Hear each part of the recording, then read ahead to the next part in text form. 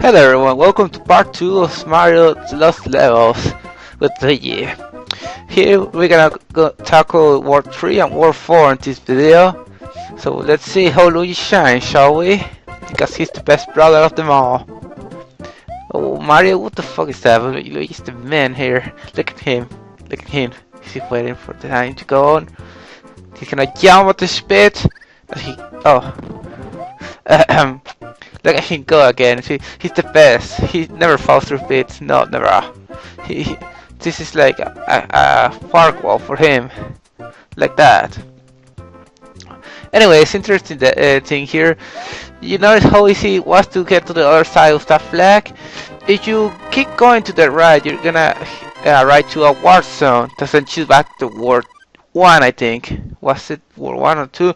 But the point is, it sends you back instead of going forward. That was a trap they built to the people that in the original Mario Bros. Always use warp zones. Don't worry, if you go there, you can kill yourself instead of going into a pipe. They are good enough to give you a small pit to kill yourself in. But yeah, I think that's kind of a dick move in my opinion. But what can you do? What can you do? New players will fall for that trap at least once. I guarantee you that. Anyways, here's the first water level of the game.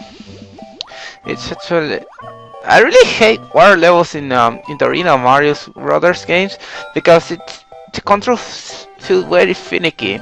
And I really don't mind them since Mario 3 and 4 were, but in this one, I don't know, I keep smashing A and I still keep going down sometimes, even though there's no current pulling me in. Because if you are on top of bottomless pits underwater, the current will drag you down, so you have to smash the buttons faster. That's okay, but even when you are not on top of them, sometimes you still fall down so quickly. It's not constant. You can really fall very easy there. Even if it doesn't make any sense, you have to play to believe it. Anyways, but the point, I want to discuss something very quickly. I forgot to mention this was the original Mario Brothers 2 on Japan. Some of you may not know this, but the Super Mario Bros. 2 game we got here in America, or South America, in case where I am, wasn't really a Mario game originally. It was called Doki Doki Panic, and it didn't have any Mario characters. When they wanted to release this game, Mario Lost Levels in the USA, they say, you know what, this game is way too hard for Americans, so let's keep doing something different instead. And they changed the graphics from Doki Doki Panic to make it a Mario-like. Well, we got that over here instead. We wanna see Mario 2 until we got the remakes for the Super Nintendo into All-Stars versions, which is the one I'm playing right now. Now you can play the original version on Virtual Console nowadays, but back then it's just like, what the fuck? Did you see that, Flame? It really caught me off guard so much that I fell there, even though I had no reason to. When I saw it, I was like, what? Anyways, first maze castle in the game, guys. The gimmick of this castle is that you have to go through certain pathway, or else the level will loop completely. And I honestly hate this level so much. I mean, when you know the right way, it's not a big of a problem, but it's so redundant. And it doesn't help that on the original Mario Brothers version, you don't have a beeping sound when you go the right way. You have to go normally two right ways in a row for it to save your progress, so you can go on the level. But it's easy to know which way is right when you hear a ding sound which symbolizes that you are going the right way. The original 8-bit version, you didn't hear any sound, so you didn't know if you were going the right way. So we'll try every single combination normally until you will see progress in the level. And that freaking blows. And that's a problem. That's not only in Lost Level, it's also in the original Mario Brothers, but in this version, well, in Lost Level it's worse just because the levels are harder. The first time we see Lucky 2, I think, in the game, he throws his little spines at you. And believe me, there's one or two levels there that bastard is just a pain in the ass. It doesn't help that he seems to move randomly when you try to stomp on him. But anyways, this is what we're about to enter World War 2. Luigi's doing an excellent job. For the matter, like Mario, it seems like Luigi hits the harder levels. but it builds mess. Woo! I'm actually surprised I didn't die there. And I never got that mushroom, by the way, which is out there, because that placement of those bullet bills shooters is just a mess. It's a higher chance of you dying than hitting the mushroom, believe me. They like to do that. In fact,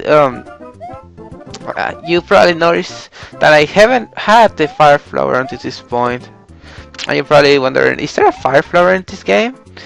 Yes, there is, but well, the game is way too hard that I normally cannot really hit more than mushroom before I lose the power up.